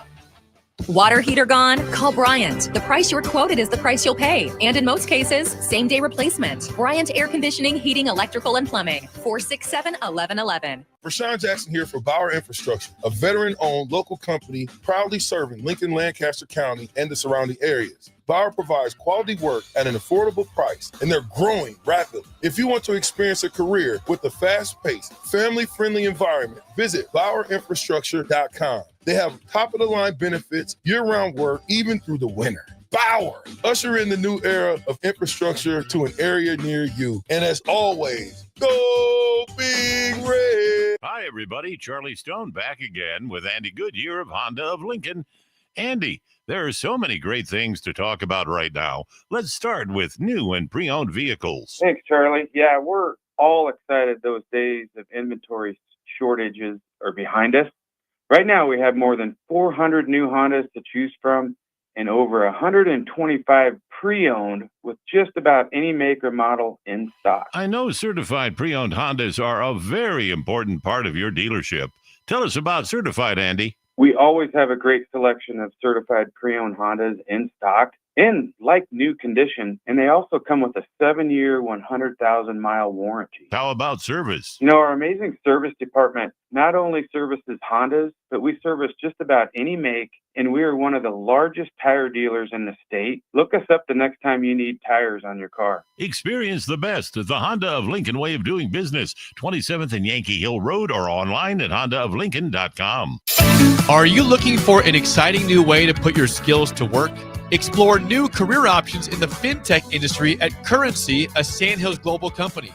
We offer full-time positions in financial sales, compliance, operations, and other fields. We also offer a 4.5-day work week, an attractive benefits package, and opportunities for advancement.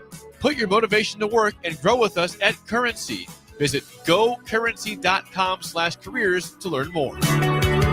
Select Plumbing and Utility has been serving Lincoln and the surrounding area for 14 years, and they're not slowing down. Select Plumbing and Utility handles all your plumbing needs from faucets and water heaters to full renovations, and they can even help with your heating and cooling needs. They're also Lincoln's underground experts, repairing and replacing broken underground water and sewer lines since day one. Contact Select Plumbing and Utility today at 402-560-6197, assuring excellence in every situation, opportunity, and challenge. That's 402-560-6197.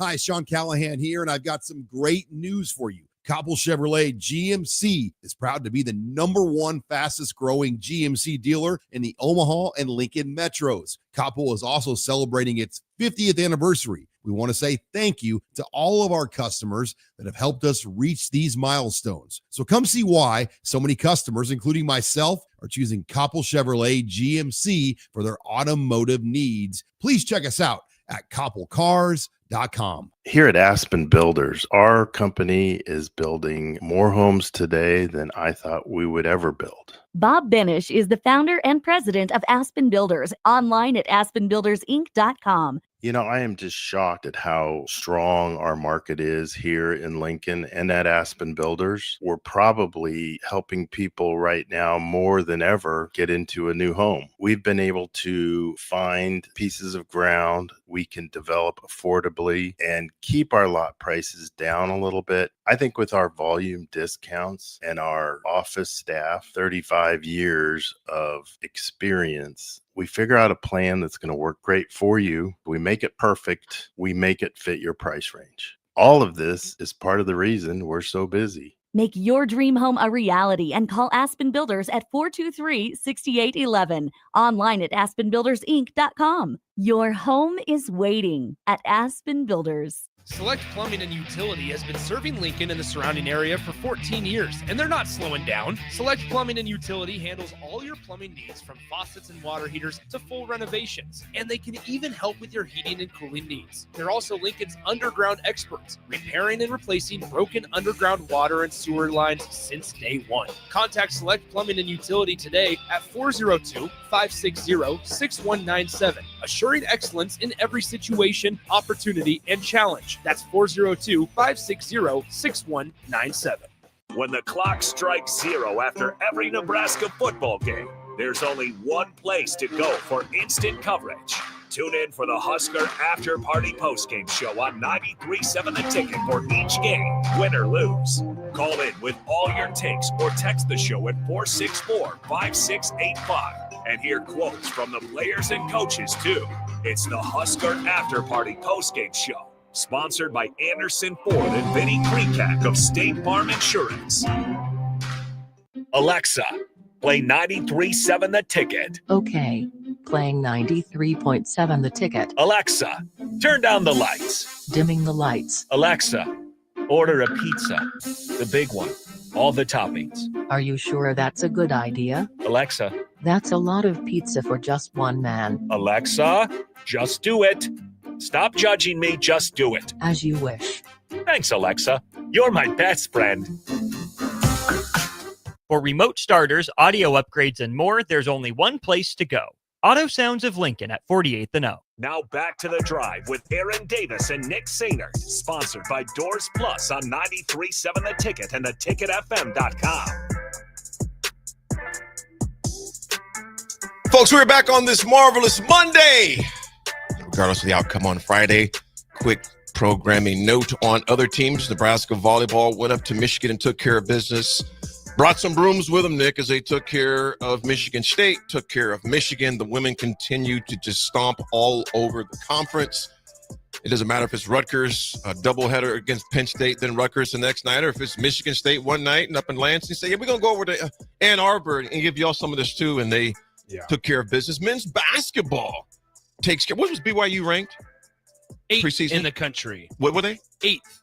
Knock off BYU by a point, I believe is what that score was. They ended up getting them by a bucket. So Nebraska men at PBA knocked off BYU in a scrimmage is what they said, right? It's an exhibition. Exhibition games, of course, it doesn't count against the records. But it was good to see Nebraska hear about that. Obviously, I did not see the game. Jake actually went. Yep. And our good buddy Rico was there as well with his little son, KJ. There was some cool pictures he put out there. So Nebraska took care of BYU 90-89. It was nice to have Rink Mass back.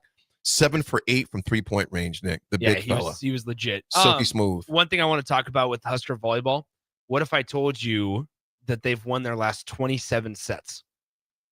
That is ridiculous. They have swept the last 9 matches. They've swept 3-0. Their last non-sweep came over a month ago on September 16th against Creighton. Yep. When they went 5 sets. That was the last time Nebraska had a match that didn't just go 3 sets. They've swept them. The last 9 matches, last 27 sets have been won by the Huskers. That's crazy. They are just dominating, man, and in dominant fashion. Something that was not very dominant, Nick, was our defense. You know, you had a team to where Taylor, their running back for Minnesota, wasn't even listed on there, because you mentioned that could have been some gamemanship on Fleck. And like I said, again, I'm just going to say it. I tip my hat to Fleck because against a Purdue team that they didn't get a sack on, they come in here, Nebraska comes to town, and PJ Fleck, quarter zip with the tie, constantly looks like he's just chewing gum or about to go run a marathon. Like, tell you what, he simply gets it done against Nebraska, and there's no arguing against that. When someone beats you that many times, the only thing I can do is tip my hat. I'm like, you know what? For some reason, that dude has their number. It pisses me off, but it is what it is, and they simply get it done. 7-1. Nick, our defense, the number of missed tackles is just baffling to me. And I'm talking about open field tackles. I'm talking about pursuing on the line of scrimmage tackles. You know, it's just baffling to me. And as a result, Darius Taylor, that long one he had for 71, I think it was who was that came up? Was it Buford? I think it was Marquise Buford. Marquise Buford came up, and again, I love the kid. It's never personal. I'm just calling what I see. But the effort on that and the angle taken was just unacceptable, man. It was unacceptable. A game that Nick, I'll say this, maybe 10 yards he gets on it. 7 or 8, but maybe 10. That play is squelched. But again, it didn't happen. He raced 71 yards down on the right sideline there. And depending on where you were sitting at, was that coming at you?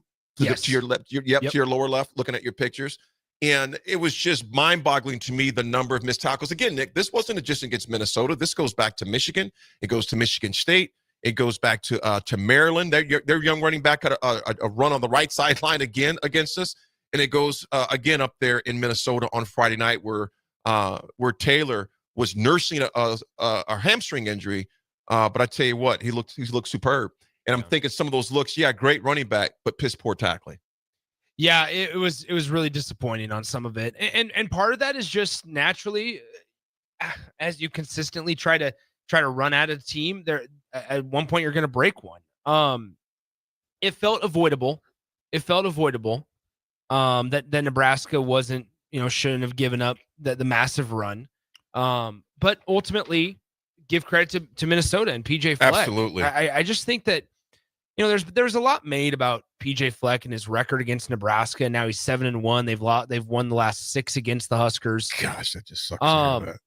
And I think that a big thing is they've come out every single time out of those 6 games, and they've executed incredibly well. Mm-hmm. They've established a run game, and that's where I go back to last segment. I know we just got done talking about Nebraska's run game, but just the contrast going into the game, where on one side, normally we would be sitting here saying, oh, you know what, Nebraska can't run the ball very well, and maybe they need to figure out ways to find ways to run the ball.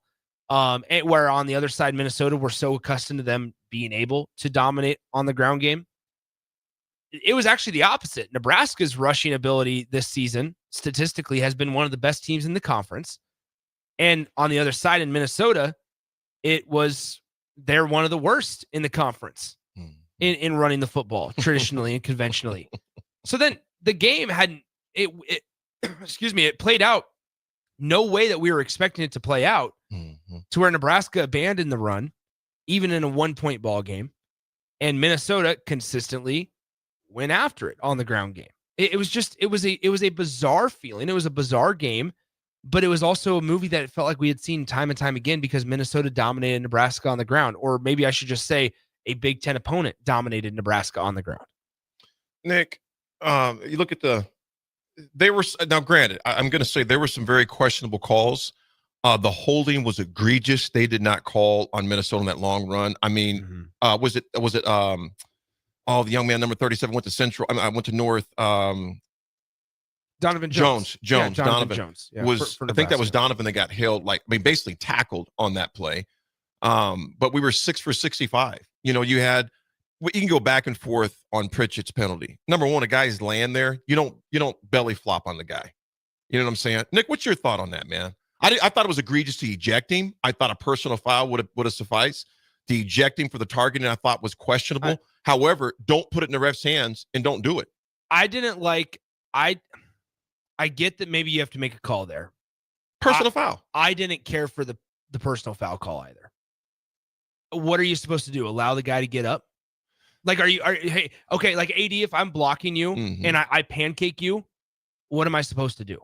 AD, get on up so I can hit you again. Like, I don't understand. Sure, like looking back and you can at the replay, you can always talk about things like that. And I hate and I love the ability to replay targeting calls because you slow it down, slow enough, and you're going to be able to make yourself believe it and stuff. But in motion, in that moment, is Elijah Pritchett really leaning with his helmet? Like, I know there's been some boneheaded mistakes from the guy, but I choose to kind of give him the benefit of the doubt in that mind. And I saw more hands than anything. I don't understand this whole don't block him on the ground. No, you have to, because you just let him get back up. Like what type of mentality? We talk so much about mentality. What type of mentality are we talking there? I think the thing with Elijah Pritchett, it was too close to being a personal foul, so they said, screw, we're just going to call it. That's just how I looked at it, man. So that's where I just think they said it's too close to it, So, I mean, we can go back and forth on that when we can look at the different angles, etc. The one that's not disputable is the holding that was called, but was not called, was absolutely atrocious on that aspect of it. So, again, there are those big things that happen in games that dictate some selections. And on the flip side, though, also then, I mean, Donovan Jones committed some massive penalties for Nebraska. Nick, like there's a lot. The PIs, the pass interference that kept drives alive. Yeah, the pass interference was bad on third down. The hold was bad, and it was also unnecessary. Like, it was also unnecessary. You're facing a guy in Drake Lindsey who the week before completed under 50% of his passes. He attempted 45 passes the week before against Purdue and completed less than 50% of them.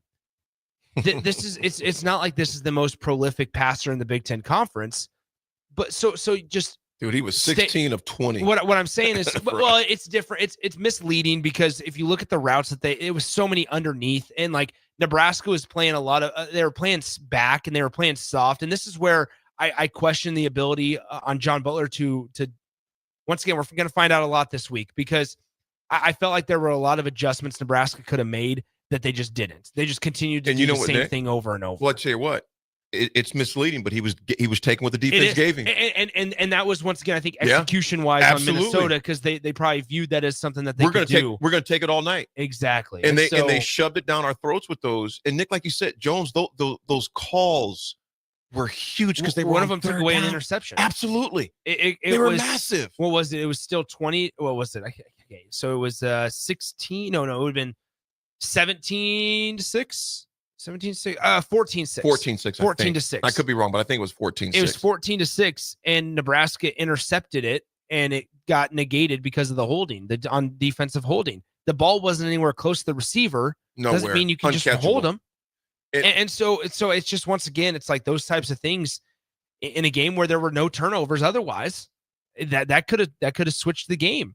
And it's just those mind-boggling penalties were disappointing, I think. Read a few more. Here's Ohio Husker. Good morning. He goes, I'm sorry, but that was the correct call. He hit him with the crown of his helmet, which if you look back on the replay, Ohio Husker, yeah, man, it's just calls like that. And then the ones that were clear with Jones as well.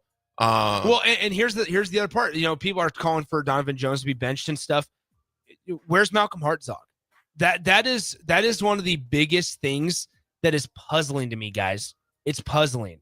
I'm not trying to make a conspiracy theory here, but there was conversations early in his rehab that he was going to get back, and now he's not even traveling. Yeah, like, it makes you wonder how deep that injury is. I hope it's just an injury, right? Like, I hope it's just that, because what Malcolm does, and I know people might get mad at like Malcolm because he's shorter. What he allows, though, is Sierre to change his position. It moves because of Malcolm being out. There are other dominoes that have fallen where Sierre's got to move over to a different position. You got to remember, when Sierre was on just at defensive back, teams weren't throwing to that side of the field. They were not throwing to Sierre's side of the field. Now, Sierre's moving to the nickel position where Malcolm Hartzog usually is. It doesn't take away a certain side of the field. It's just it's an unfortunate situation that I wish we kind of knew more details about Malcolm Hartzog. Big Bird. Yeah, I wish. Hopefully we get some insight today on that. Whether we do or not, we don't know. Big Bird, great picture you sent in talking about the linemen laying on defenders to compete pancake block. Yeah, and I agree with that because we lived off pancakes, but I think it's where I'm just saying what they said. Yeah, that he led with the crown of his helmets. But this kid right here from Purdue, Nick, I'll send that to you. Look on the text line. This dude took out two people actually, but.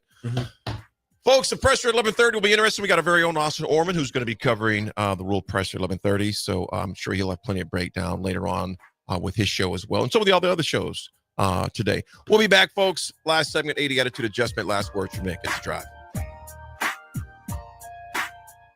Select Plumbing and Utility has been serving Lincoln and the surrounding area for 14 years, and they're not slowing down. Select Plumbing and Utility handles all your plumbing needs, from faucets and water heaters to full renovations, and they can even help with your heating and cooling needs. They're also Lincoln's underground experts, repairing and replacing broken underground water and sewer lines since day one. Contact Select Plumbing and Utility today at 402-560-6197, assuring excellence in every situation, opportunity, and challenge. That's 402-560-6197.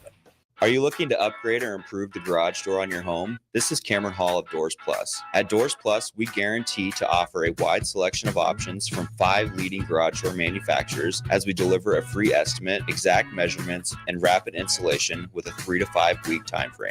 When you choose Doors Plus for your residential garage door needs, you'll work with our experienced technicians and be ensured that your new door seamlessly complements your home. Give us a call at 402-590-5800 or visit us online at DoorsPlusLLC.com. Doors Plus, garage doors, and more. Are you looking for an exciting new way to put your skills to work? Explore new career options in the fintech industry at Currency, a Sandhills Global company. We offer full-time positions in financial sales, compliance, operations, and other fields. We also offer a 4.5-day work week, an attractive benefits package, and opportunities for advancement. Put your motivation to work and grow with us at Currency. Visit gocurrency.com/careers to learn more. At Parkview Animal Hospital in Lincoln, it's not just their professional care that sets them apart, but their warm staff and state-of-the-art facilities. Whether it's for a routine checkup or a comprehensive medical procedure, at Parkview, your pet isn't just another number, but a valued member of their caring family. Visit them at PAHLincoln.com today and in person just south of 14th and Pine Lake Road. Parkview Animal Hospital, your pet, their passion, for happier, healthier, furry friends. Are you ready for a new opportunity? Check out Sandhills Global. Join a dynamic team where your skills are valued and your career can soar. We offer full-time positions with a 4.5-day work week, competitive pay, excellent benefits, and a positive work environment. From IT and marketing to sales and finance, we're looking for talented individuals just like you. Apply today at sandhills.jobs and take the first step towards an exciting future. That's sandhills.jobs. Don't wait, apply now. If you're seeking a career with a growing company, Gaina Trucking and Excavating is hiring and looking for additions to their team. Gaina Trucking has a strong team culture, competitive pay, 401ks, and benefits like health, dental, and vision. Drivers are guaranteed 40 hours per week, even in the winter months, and are home every night. Start your career today at Gaina Trucking and Excavating. Apply today at gainatrucking.com. Are you tired of your usual barbershop experience? Stop into Scissors and Scotch today. I know what you're thinking. Drink during a haircut? Don't worry. First comes the precision cut from one of their experienced barbers, followed by your complimentary cocktail in their upscale lounge. Scissors and Scotch blends your old school barber feel with your favorite watering hole. And now you can earn $10 off by simply mentioning the ticket. And if you're an existing member, still mention the ticket for an exclusive offer. Offer valid at Lincoln location only. Scissors and Scotch, located just south of 30th and Yankee Hill, and online at lincoln.scissorscotch.com. Carmela's Bistro and Wine Bar in Lincoln reminds listeners to keep our local farmers in your heart during the fall harvest season. Our local farmers work hard to provide for our daily meals all year round.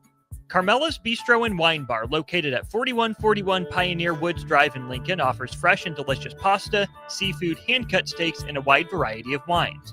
For reservations, call 402-489-0005. The staff at Carmela's Bistro and Wine Bar in Lincoln are forever grateful to the dedication of our local farmers.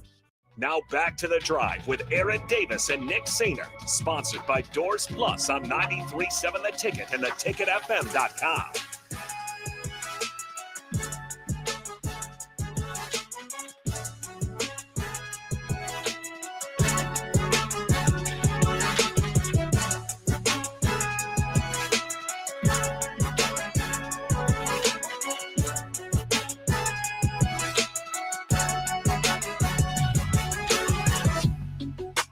Folks, we are back on this marvelous Monday. Nick, I'm going to ask you this, man.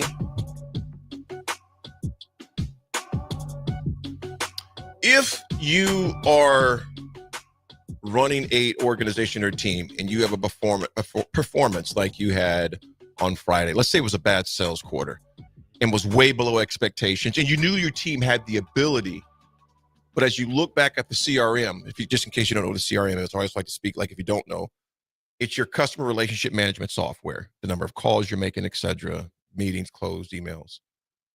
And the numbers, I mean, you're looking back at everything and you know your team is more capable. What are you saying to them? Get back to basics. But what does that mean? Well, in football's sense, it's avoid penalties, create turnovers, cause havoc, and desire physicality. I just think like I mean, here we are in Nebraska Northwestern on Saturday morning. You got back to work. You get back to work, yesterday, and we'll see what the future holds for Northwestern and Nebraska on Saturday morning at 11 a.m. I just think that this is a time to where Nebraska can get a lot of the disgusting taste out of their mouths, right? You can be bowl eligible. We can all be excited about that, but then it's back to work. Like because here's the other side. Then guess what? Guess what's waiting for you on the next week? The Trojans. Mm-hmm. Like here we go. You talk all the time. Nameless, faceless opponent. Be about it, Nick. Once again, I do not subscribe to the idea that it's tough to wake up and go play a football game at 11 a.m. No matter who you're playing against. No matter who you're playing against. So I don't really care if you're playing Northwestern or Georgia Southern or I throw that stuff out. Like there, we shouldn't. You shouldn't need 85,000 at the stadium. You're going to get it, but you shouldn't need 85,000 to get you up. See, and Nick, what you're saying, man, this is when you see the fundamentals. This is the part I appreciate because you go back to the fundamentals. The football field is always going to be 50 yards wide, 100 yards long. Yeah. The thing that's questionable is your effort. We know the parameters of the game is always going to stay the same: 50 freaking yards wide, 100 yards long. And think about the one thing that you just said is controllable. It's controllable. That's right. Yeah. So you can't control all that stuff. I don't even care what time the game is. I don't care what their uniforms look like. I don't care what color the end zone is, as long as they got the white lines to make sure let them know they're out. Yeah. All that stuff is peripheral stuff, Nick. At the bottom line, it comes to effort. Yeah. All these things that's cosmetics. That's window dressing. At the end of the day, it comes down to effort. And if I'm coaching an organization, I'm coaching a team, I'm letting guys know now, right now, if it's not maximum effort, you're not playing. I don't care how many stars you got, how much money behind your deal. If I'm not seeing max effort in practice, because if you don't do it in practice, you're not going to do it on Saturday at 11, at 2:30, at 7 p.m., whatever it is. So the only thing I'm looking at is maximum effort, to your point, to fundamentals. I want to see effort. I don't want to see lollygagging, because I'm telling you right now, I may even throw you out of practice. We got a minute, AD. Finish us off. Finish. All right, there we go. Every rep. Finish. They're 5-2, Nick. They got a chance. It's something they can control. They can't control the weather. They can't control a lot of things, but they can control the effort they kick out this week. And so can we. I mean, let's bring it to real life. We all can control effort. Everybody works hard. Not everybody gives full effort. Nick, great show. Good ride, man. Yes, sir. I'm gone Tuesday through Thursday. That is correct. I'll be in the Dakotas, but I'll be tuning in when I can. Back on Friday. Back on Friday, brother. Thanks for riding, folks. Stay tuned.